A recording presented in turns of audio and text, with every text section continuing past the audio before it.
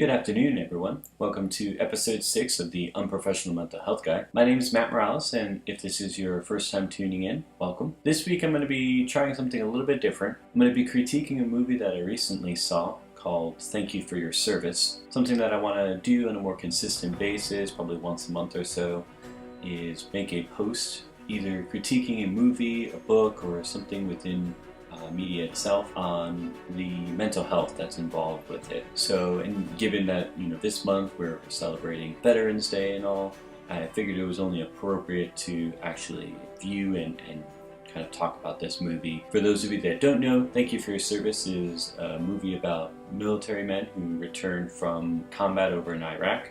It's inspired by a true story, and it shows their experience with coming back from being in combat and being where they were in hostile territory to adjusting to back into civilian life and all that's involved, and really just kind of shows a lot, especially highlighting PTSD. It's definitely a major issue in this country, especially as we have so many military that are being deployed and coming back, and just the things that they see while they're over there and the things that they deal with. So kind of just jumping right in. As far as the review that I'm doing here, I definitely don't want to spoil too much with the movie, but you do want to keep in mind that if you haven't seen the movie yet, there may be some spoilers within it.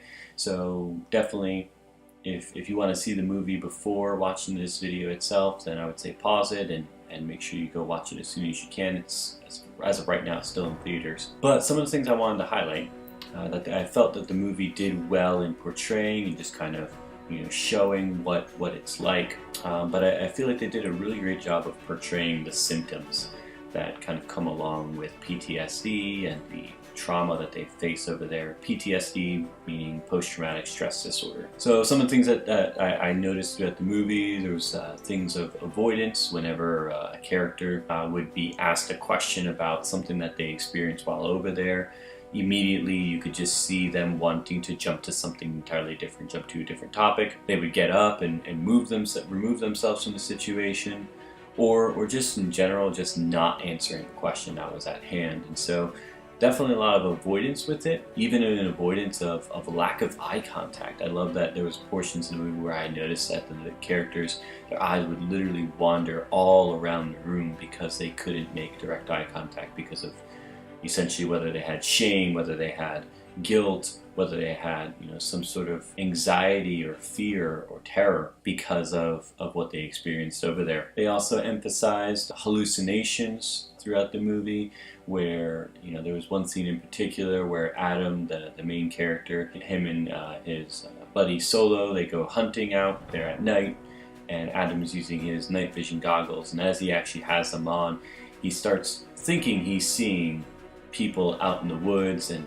at first he thinks it's his buddy Solo, but in actuality he wasn't seeing anyone. The movement that was there was simply him reliving what he experienced in the actual military itself. And that was just one example of the hallucinations that they would experience throughout the movie. They would also show in there how they would relive certain senses that they experienced while over in Iraq. Adam explained it a few times how he would taste the blood of another soldier that he had actually accidentally tasted while trying to save someone's life, and so he would often, when he was under a lot of stress, start tasting the blood again. Solo, a couple times in the movie, exclaimed how he would smell burning flesh because he smelled a fellow soldier who was caught on fire and burned to death, unfortunately. Screaming was a big part of it, gunshots.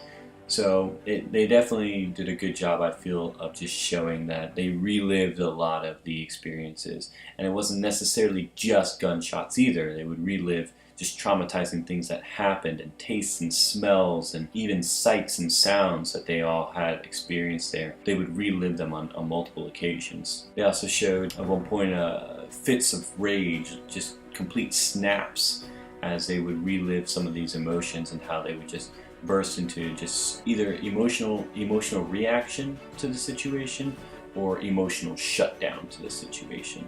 And in both, I feel both are applicable to what can happen when someone experiences PTSD, in that they either react or shut down to their emotions and to the environment around them. And then also they even showed hypersensitivity. In one scene in particular where all of a sudden every noise, every movement, every person that's there suddenly, it was Solo in particular, he would just zoom in and just kind of hyper focus on it because that was his way of just trying to disengage from the conversation he was having. And of course, the most dire of all topics when it comes to PTSD, they did, I feel, a good job of showing what suicide and even potential suicide could happen in the movie.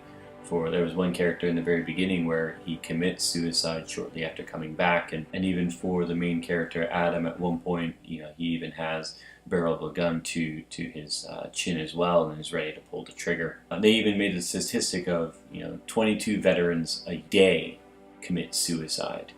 And just that fact alone, and how they showed very broad spectrum of the effects of PTSD and being in the military and the trauma that can happen while serving overseas and serving in combat. I also like that they portrayed some of the negative mentalities within the military itself. At one point, there's a well-known leader within the military army. He sees Adam, the main character, who's a well-known sergeant in the military, and at one point he says directly to Adam, "Don't let them see you here, don't let them see you fold," and basically telling him, don't show that you're actually hurting or anything. And so I feel like it kind of made a good portrayal of the opposition that comes to those who are in the military, who are suffering with PTSD, and how they don't want to be labeled or branded as someone who's weak or someone who's struggling from the different things that they're facing, and how that can be an obstacle from someone actually getting help itself. They also, I feel like, did a good job of showing how it is with the VA. I personally have not been in the military, so I can't speak on how the VA actually works, but as far as how they were having difficulty in getting things set up, at some point it's confusing for them, and then at the same time the actual turnaround time for them to be able to get help really branched out to 6 to 9 months for them. And so just kind of seeing how it's also difficult for someone in the military to even get help, even if they genuinely want to get help, how difficult it is to actually get started, and how long they have to endure with these difficulties and with the trauma. And then finally, I really liked how they didn't glamorize military life or PTSD itself. They really showed that it was a difficult thing, from the poor living standards that they were living in, from the lack of emotional stability that many of them had because of what they had experienced. The difficulties and the stress that it put on their families as well was shown throughout the movie as they tried to cope with what they were doing, but at the same time, each of their individual families would try to love them, or even in some cases would leave them because of it. And I feel that it's very important to see is that it's not a glamorous thing, and that it's not a helpful or healthy thing to actually go through, but rather something that is very stressful and very terrifying. And then some final quotes that I thought were really awesome from the movie itself. At one point, when Adam and Solo are talking, they both come to the realization that they're struggling and that this isn't getting any better the longer that they spend time back in the States. And so at one point, Solo asks Adam, "What do we do?" And Adam's response is, "We get some help." And I feel like that's an important thing to really highlight, is that their realization that they need help, that they can't do this on their own. And so for those who are struggling with PTSD, whether from the military, whether from very traumatic childhood, it's not something that you can do alone. You need to get help. Another awesome quote that I thought there was in the movie was from a counselor, and she was saying, "There's no cure for trauma, only ways that you can learn to manage it." And I thought that was very helpful for people to realize, is that yes, the damage of trauma has been done. You can't undo traumatic damage itself. You can't cure it itself. And even if you were to heal from previous trauma, that doesn't mean that other trauma in the future won't be able to have the same kind of effect, but rather we can learn how to manage it.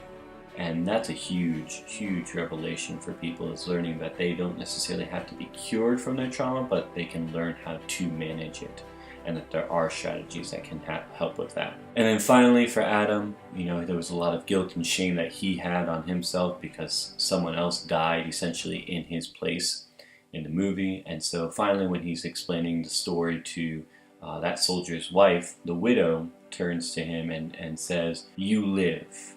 that's how you honor him. And I thought that was a really awesome thing to say as well, to just speak into another individual. Is we can't undo what happens in our lives. We can't undo what actions we've taken or even the things that happen to us, but rather, we continue to live on, whether that's living on for those who have died in our place, whether that's living on, for those who are in our lives currently, our family, our friends, or even in a more spiritual kind of sense, living on for God. So overall, I thought it was a very great movie. Definitely would love to hear your feedback if you've seen the movie yourself or making plans to go see the movie, just your thoughts on it all. And then also just on the topic of PTSD as well, if you have family, friends who serve and maybe have had struggles with it, I'd love to hear you share on it. And then for future videos when dealing with movies and things like that, if there's a movie you'd want me to watch and see, or just kind of critique and talk about in these videos, let me know as well, because I'm definitely open to suggestions with that too. For the men and women that have and do still serve in our military, genuinely thank you for your service, not just based on the title, but thank you for serving and for taking that risk to protect our country, protect our people, and protect our freedom as well, because it is by your efforts and by your sacrifice that we are actually able to have freedom in this country. So that's this episode of the Unprofessional Mental Health Guy. Please comment, like, and subscribe to my video and channel, and I'll see you guys all next week. This is your Unprofessional Mental Health Guy, signing off.